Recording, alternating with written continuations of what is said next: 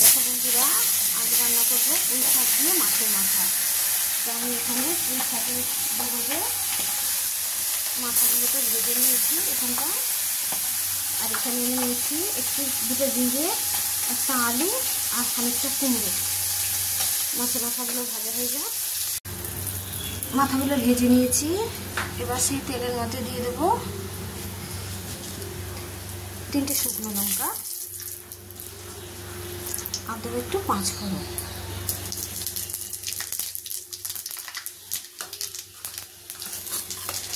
এখানটায় দেবো পেঁয়াজ কুচি রেখেছি আমি, 3টে বড় বড় পেঁয়াজ আর একটু কাঁচা লঙ্কা কেটে নিয়েছি। এবার তেলের মধ্যে দিয়ে দেবো। পেঁয়াজগুলো আমার ভাজা হয়ে গেছে।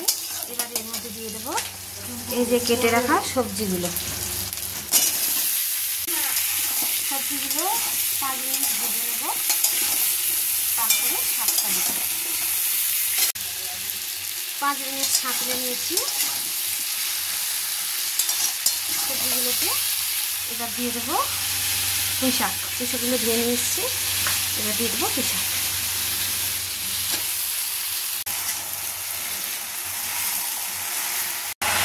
এবার শাকের মধ্যে দেবো পরিমাণ মতো নুন আর দেবো হলুদ, দিয়ে খানিকক্ষণ চাপা দিয়ে রেখে দেবো। মাঝখানে নাড়তে থাকবো, দিয়ে চাপা দিয়ে দেবো। পুঁই শাক কিন্তু আমরা সবাই মোটামুটি ভালোই খাই, আমি তো খুব ভালো খাই।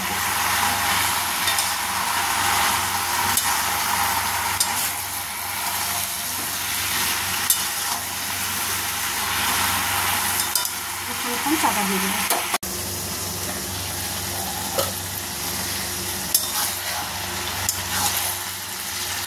হাফ সিদ্ধ হয়ে গেছে। এবার এর মধ্যে দেবো 1 চামচ লঙ্কার গুঁড়ো। লঙ্কার গুঁড়োটা দিলে কালারটাও ভালো হবে, খেতেও ভালো হবে, ঝাল ঝাল একটু লাগবে। মাছের মাথা দিয়েছি একটু, লঙ্কার গুঁড়োটা দিলে ভালো লাগে। এবার দেবো মিষ্টি। পুঁই শাকে একটু তো মিষ্টি লাগেই, একটু বেশি করে মিষ্টি দিলাম, 2 টেবিল চামচ মিষ্টি দিলাম। সব কিছু তো দিয়ে দিয়েছি। এবার এর উপর দিয়ে দেবো মাছের মাথাগুলো, দিয়ে চাপা দিয়ে দেবো। এখন নাড়বো না।